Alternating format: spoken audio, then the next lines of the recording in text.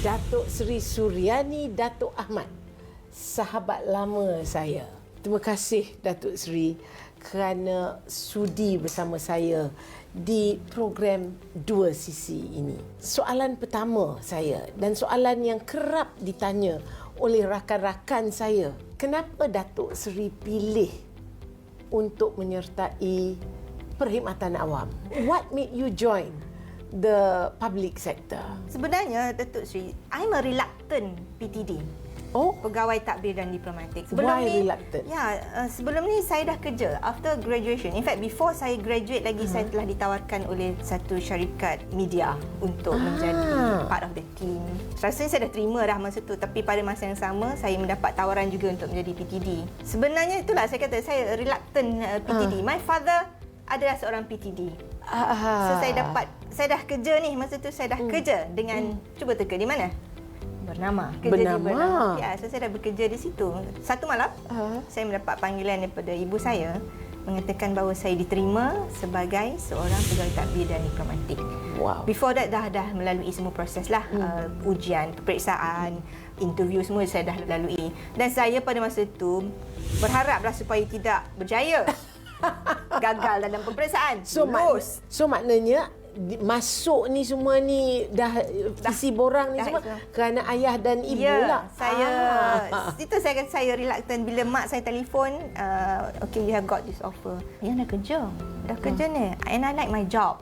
Saya suka kerja ni sebab dia bidang saya. Saya belajar komunikasi. Communication. So this is bidang saya. Saya sangat meminatinya dan sangat menjiwai jawatan saya, pekerjaan saya pada itu. Mak, I want to continue. Oh, dia bagi I lecture yang panjang. Saya dia masa tu waktu malam. Dan pada akhirnya, saya kata, baiklah Mak, this is for you and Ayah. It's okay, tak apa. Dan saya terima semua tu, saya anggap itu adalah ketentuan. Saya reda. Sebab itu adalah sesuatu yang mak saya, my parents, kata that you should be. Apa kalau saya tak terima? Bagi saya, apa yang saya buat itu adalah sebagai memohon keredaan daripada ibu bapa. Kalau your parents, ibu bapa you reda dan menggalakkan you, you should take that. Sebab itu adalah blessing from your parents. Bila saya dijadikan PTD, Allah yang tentukan perjalanan hidup saya untuk jadi PTD. I give my all. After 33 years, here I am sebagai Ketua Setiausaha di Kementerian Kesihatan Malaysia. In between tu, my father asked me, because dia yang paksa I jadikan, sebab dia PTD. So how do you feel like being a PTD? I said, Ayah, this is for you, I kata. Masa tu saya setiausaha bahagian di Kementerian Pertahanan. Masa tu saya baru dapat jusasi. Jusasi pada umur ketika itu, saya rasa agak muda lah. Muda? Untuk menerima satu tanggungjawab, menerajui bahagian. And you pun adalah seorang ketua setiausaha yang paling muda pada satu ketika juga. Ketua setiausaha wanita. Wanita yang paling muda, betul? Yes. I'm so impressed. I'm really impressed. Sebab daripada bidang komunikasi yang sepatutnya kebiasaannya masuk ke dunia corporate business, you went into public service. Sepanjang menjadi seorang PTD, sehingga menjadi seorang ketua setiausaha, apakah pengajaran yang tidak dapat Datuk Seri lupakan? You kena buat keputusan yang tepat dan betul. Tetapi untuk sampai ke tahap yang kita perlu buat keputusan tersebut, jangan buat keputusan diri sendiri. Jangan keputusan tu you sendiri yang buat. Mesti dapatkan pandangan, ulasan daripada pelbagai pihak. Sebab yang akan menerima keputusan kita nanti adalah rakyat. So yang penting adalah dapatkan input dari semua orang, dari semua bahagian. You dengar apa dia orang punya pandangan. Sebab mereka ni lah yang ada di lapangan. Kita kat sini, kita kena dengar. Semua pihak kena beri input dan kita pertimbangkan. At the end of the day, saya yang perlu buat keputusan tersebut, yang menentukan apa yang akan berlaku selepas ini. Tapi itu adalah satu pengajaran pada saya, make the right decision. Dan kita perlu bertanggungjawab dengan keputusan yang kita buat tersebut. Jangan lupa, kita buat keputusan bukan seorang diri. Kita dapat input daripada ramai pihak. Maknanya keputusan yang kita buat is not yang kita kawal individual. Buat berpasukan lah. You got your kerja input. berpasukan adalah sangat penting. Dan kita tak boleh work in silo. Work in silo ni satu penyakit lah dalam perkhidmatan awam. Sebab saya rasa tempat lain pun ada juga masalah sama dalam private sector. Susah kita nak work in silo. Saya pernah ditanya juga masa saya baru masuk Kementerian Kesihatan dulu dalam satu talk ni. Diorang jemput saya untuk bagi talk kepada penjawat awam dalam sektor kesihatan ni yang nak realisasi. Dia tanya kat saya, macam mana kita nak pecahkan silo? Kata dia answer is with you. You yang tentukan you nak silo ke you tak silo. You sendiri yang kena tentukan. You pergi meja sebelah, tanya, I have this problem, kita ada masalah ni. Tapi saya tak boleh selesaikan masalah ni sebab I perlukan you. Itu dah pecah dah silo, saya kata. Betul. Itu caranya. You don't ask me for the answer. Jangan tanya saya soalan tu sebab jawapannya ada pada diri you sendiri. So itu adalah suatu yang perlu kita look seriously sebab dalam kerajaan kita memang working in silo tu masih ada. Masih membelenggu kita. Tapi saya nak break that silo. Saya cuba juga dalam mesyuarat saya pun saya selalu kata, you jangan bekerja sendirian. Keputusannya nanti rakyat yang akan rasa. So kena tanya banyak pihak dalam apa-apa keputusan you nak buat, dalam apa dasar yang kita nak buat. You must ask a lot of questions sebelum kita buat keputusan. Bila saya melihat Datuk Seri, saya pernah jumpa Datuk Seri di kementerian atas kapasiti yang official, rasmi. Lain saya lihat seorang ketua setiausaha. Saya kata dalam hati saya, she should be in the corporate sector because she will be doing so well. Tidakkah terlintas untuk Datuk Seri masuk ke dunia corporate, dunia bisnes, menjadi seorang usahawan or work for a company? Memang saya dulu berangan, bercita-cita untuk berada di corporate world sebab saya rasa saya sesuai di situ. Ada satu ketika pada tahun 2009, tak silap saya, ada satu program oleh kerajaan dipanggil Cross Fertilization Program. Saya memilih untuk berkhidmat di Proton.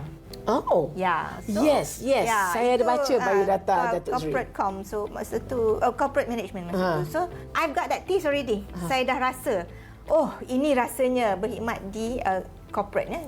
Berasa sangat bertuah lah. Ini cita-cita saya dulu sebenarnya. But along the way, Allah bukakan jalan Bagi untuk juga. you rasa what is it in corporate world. Tetapi saya rasa jiwa saya adalah lebih kepada perkhidmatan awam.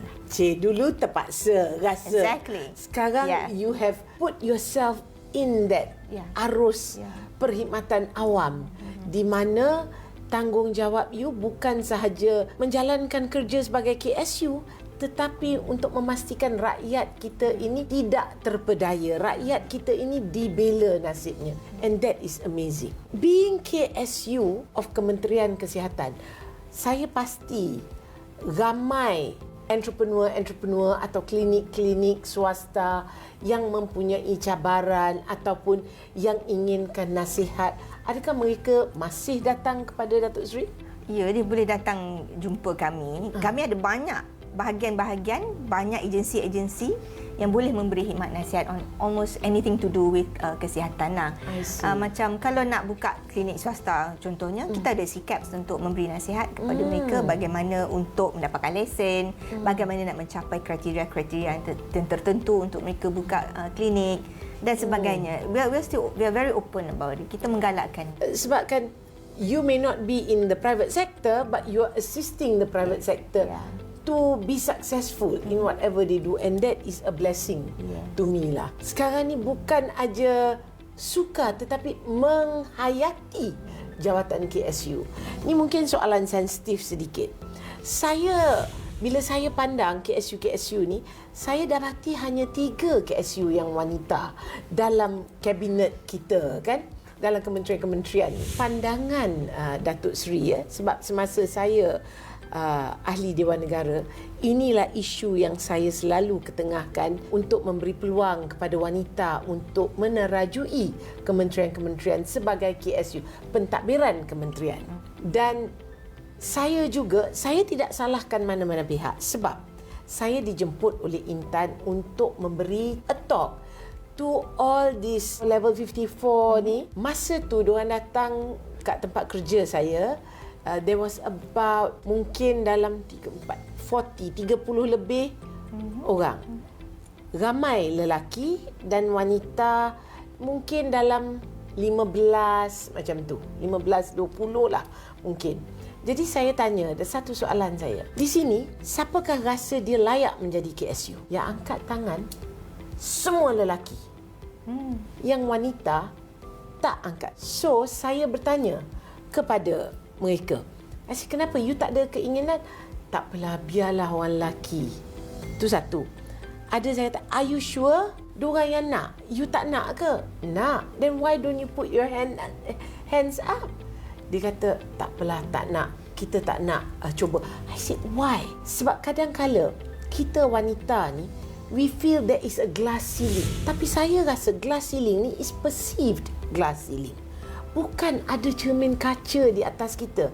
Kita yang anggap, kita yang letak cermin tu, kita yang letak the glass ceiling on our heads.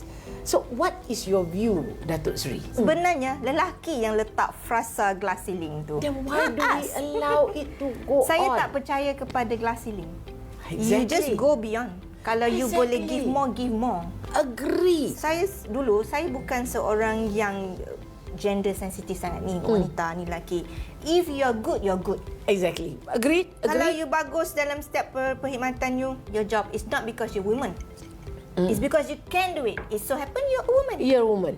You dikurniakan menjadi seorang yang mempunyai bakat untuk melaksanakan sesuatu, and it so happen you're a woman. Itu yang kita kena pegang. Bukannya you dia ni perempuan tak boleh buat. It's not that. Pihak tertentu pun tidak memikir, oh dia perempuan kita jangan naik, lelaki. I don't think so. Tetapi kita ni kadang-kala kita tak berani untuk menyuara, atau kita mungkin kalau tak berani is too strong a word. Mungkin kita segan untuk kata, look, I am capable. Look, I can do it. Kenapa tu pada pandangan Datuk Seri? Datuk Seri, masa saya di Kementerian Pembangunan Wanita, Keluarga dan Masyarakat dulu, saya ada pernah bertanya, kenapa terlalu sikit wanita dalam pembuat keputusan? Pentadbiran ramai. Membuat keputusan. Yes. Itu adalah dalam number yang sangat kecil.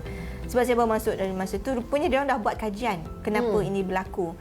Ada di kalangan mereka yang mengatakan bahawa mereka lebih selesa kalau suaminya dulu yang naik pangkat. Ni kalau PTD, kawan PTD yang sama batch, dia kata biarlah suami saya yang mendahului dulu dalam kenaikan pangkat. Kemudian ada juga yang kata suami saya tak bagi. Ada suami yang tidak selesa isterinya naik pangkat terlebih dahulu. Padahal isteri yang lagi capable kan, yang lebih meritnya pada isteri waktu dulu kan. Itu adalah jawapan daripada wanita-wanita itu sendiri. Ada Datuk Seri tanya? Yes, dalam hasil kajian tersebut memang ada. Jawapannya ialah itu. Kerana dia sendiri pilih untuk tidak naik pangkat and so on. Tapi balik pada soalan tadi yang angkat tangan tak angkat tangan. Saya rasa dia segan dan malu. Orang Melayu, orang perempuan Melayu ni malu. Betul. Dia tak suka menunjukkan. Ya. Datuk Seri, saya tak diberi peluang untuk ditanya, you nak jadi tak KSU? Tidak. Saya tidak diberi peluang untuk bertanya, are you ready to become a KSU? No. You were dicampakkan di sana. Saya dapat panggilan. Masa tu baru habis mesyuarat, dapat panggilan daripada Ketua Setiausaha Negara, arwah Tan Sri Dr. Ali Hamzah. Suryani, I'm taking you out from KDN. Masa tu saya TKSU Kementerian Dalam Negeri. Yes. Masya Allah, Tan Sri, what did I do wrong? Terus, Itu my first impression. I did something wrong. Yes. Sebab saya dah beri yang terbaik di Kementerian Dalam Negeri pada ketika itu. No. I'm sending you to Kementerian Pembangunan Wanita. Oh, okay. Thank you, Tan Sri. I thought it was just... Belum habis hayat as a KSU. Saya pegang dinding sebab saya nak tumbang masa tu. I was not ready. Tadi I was a reluctant PTD. Now I wasn't ready to become a KSU. Sebab saya masa tu saya baru berkhidmat 2 tahun di Kementerian Dalam Negeri. Allah dah caturkan. At that age, pada usia muda itu, saya masa tu saya 49 tahun. One of the youngest. Saya bukan 50 pun lagi. Masa tu tahun yang saya sambut 49 tahun. Saya rasa macam saya mimpi ke KSU? Saya, truthfully speaking, Datuk Seri, saya hanya mengikut arus. Kalau saya ditukarkan, saya follow. Nak kata saya bercita-cita untuk jadi KSU, tidak. Saya antara mereka yang kata, saya tak akan angkat tangan. Sebab bagi ini saya... yang kena pukul tangan ni. Tak, sebab saya rasa, bukan nak kata cita-cita. Sebab perkhidmatan awam ni different. Dia lain. Sebab yang menentukan where you go, what you going to become adalah Jabatan Perkhidmatan Awam. Tetapi in order untuk menjadikan you di pick up, dipilih oleh Jabatan Perkhidmatan Awam is to work hard. To work hard. When you work hard, dengar tu. Kena kerja keras. Jangan keras. lupa. Bila you kerja keras, you perform well, you outperform others, your boss will remember you. Boss akan ingat, ni pegawai ni you boleh percaya, pegawai ni you boleh berharap. You pegawai ni adalah orang yang you sure you akan dapat the outcome that you want to. So dia akan bagi markah tinggi. Markah tinggi, markah ni lah yang akan pergi ke JPA. Dan JPA akan notice, oh markah dia tinggi. Dia tengok dia sesuai ke tak sesuai. Masa tu saya just follow the flow. Bagi saya, like I said from the beginning, I will do all my best. Kat mana saja saya pergi, whatever tanggungjawab yang diberi, kementerian mana you letakkan I, jadi pengarah Intan sekali. Yes. I always give my best. I give my all. I give my all. Tak ada merajuk, tak ada apa. No. Suka tak suka, Betul, no. Sri. Ni tanggungjawab, saya beri yang terbaik. Yes. Betul? Yes. You have the right to be merajuk. You have the right to rasa kecil hati. You have the right. You're only human. We're only human. Betul. Kan? Kita ada perasaan. Tapi it must have an expiry date. Don't let that control you. Don't let that control Emosi you. kita, You know what I did? Okay, fine. It's okay. Allah dah said that this is rest. Rest kejap.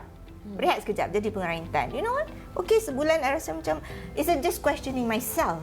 What did I do wrong? What did I not do enough? Apa yang saya tak cukup buat lagi pada ketika itu? Tapi after sebulan, I flip my hair. You did the best you Flip can. my hair.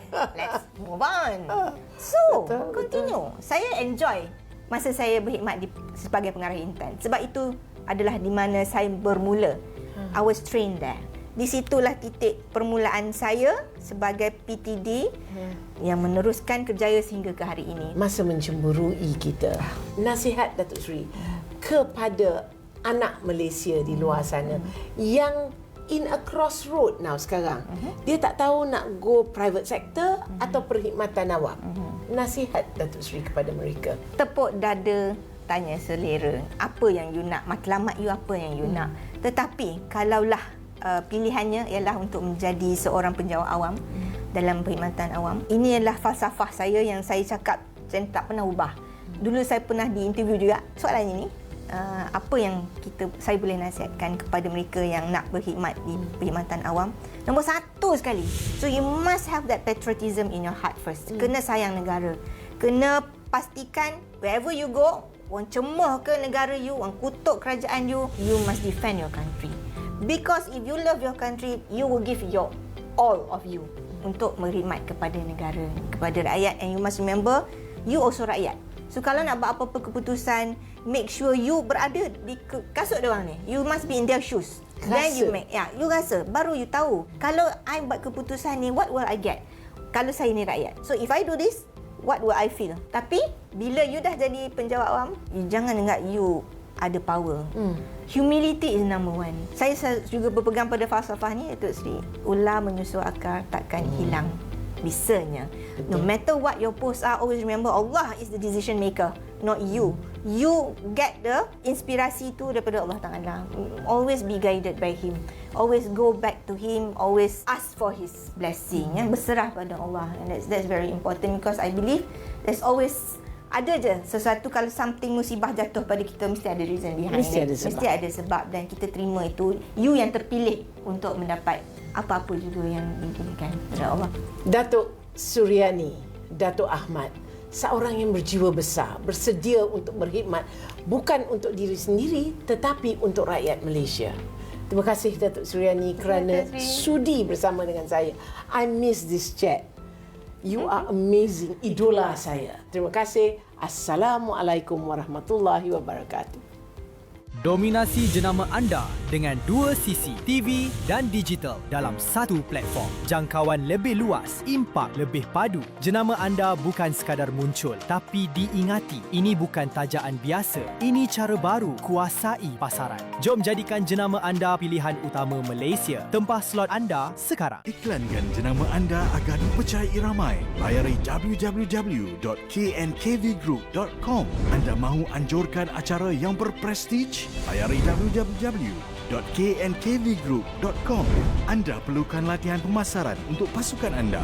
Layari www.knkvgroup.com. KNKV Group, sebuah produksi periklanan, penganjur acara dan latihan pemasaran. Pilihan jenama-jenama unggul di Malaysia.